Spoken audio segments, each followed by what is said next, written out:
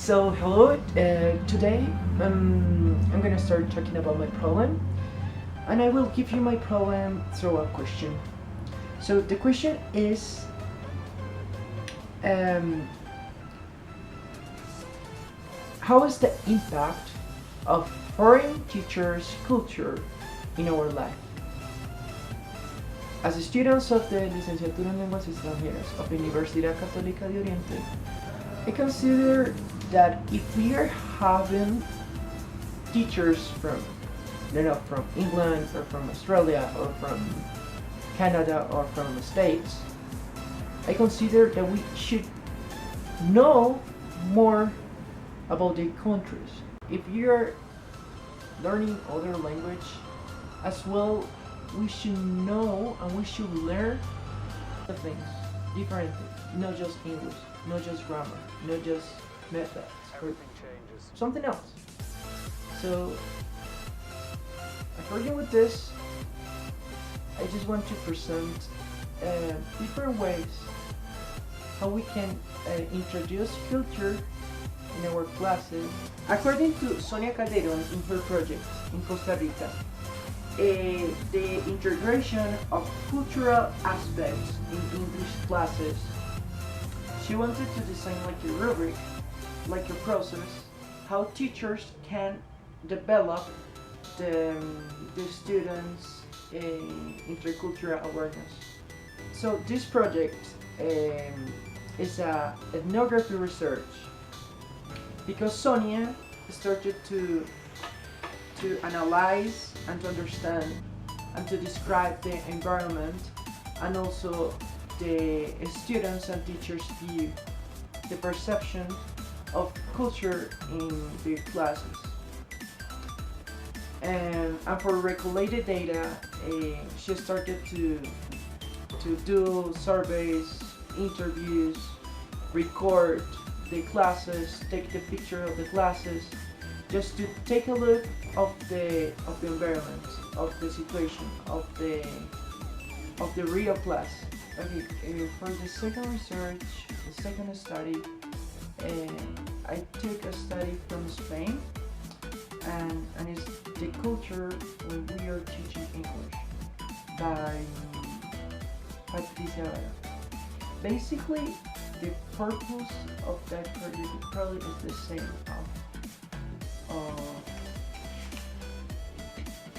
of Sonia. But the only difference is that in this project,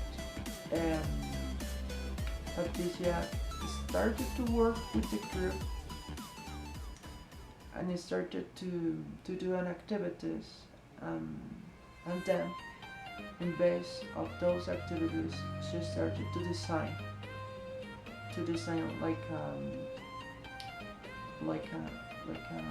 a process, how we can modify the curriculum to put in the culture when we are teaching it. So I consider that is an action research because she started to work with the group and then with that with the results of the activities, because she started to do an activity, she started to work with the group, and then with the results of that group she started to design like a project how we can modify the curriculum to teach the culture when we are teaching English.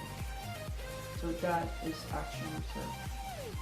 So, and the way that she recollated data was through the activities, because with the activities, for example, she gave the activities to the students, and then with the results, she started to check what she can do with the results, what we can do, if they have to grip something, or realize if they are good in something, or just to check.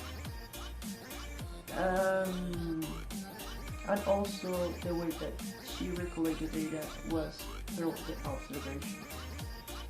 In the ethnography research, if I'm gonna take my problem, I have to start to think and start to analyze and also to understand and to describe the environment, and also start to think what are the perception of the students of culture, if they consider that it's important or if it's not. And for ethnography, to recollect the data, I think it's very important to start to take a look, start to observe the environment, and also for that we can take pictures of the classroom, of the environment, and also we can do interviews to students and also do interviews to the teachers. Interviews, and as well we can do surveys. For phenomenology, I want to say that phenomenology, for phenomenology, I want to know where the cultural things that are affecting the students and also teachers that they don't want to learn, and also probably they don't want to teach culture in classes. So for that, as well, I can do interviews, we can do surveys, and also I can observe classes just to realize where is the thing that the students don't want to learn culture, or why they consider that it's not relevant, or why it's not important. For symbolic interaction, I think it's really good because through this kind of research we can realize why are the different perceptions that they have, because probably if I'm thinking about culture, I'm saying like customs, traditions, food, the basic things, but if I will ask to other person what is culture for him or for her, probably totally different. So it's really good just to realize what are the perceptions that they have.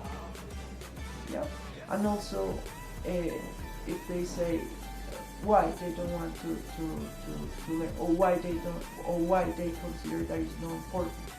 So probably if that person say it's not important for this, and this other person say it's not important for me, and probably it's totally different. So it's really good because we can have different perceptions and different views of the same thing. So it's really good, and for that we can do as well surveys and also interviews for that, and also observations.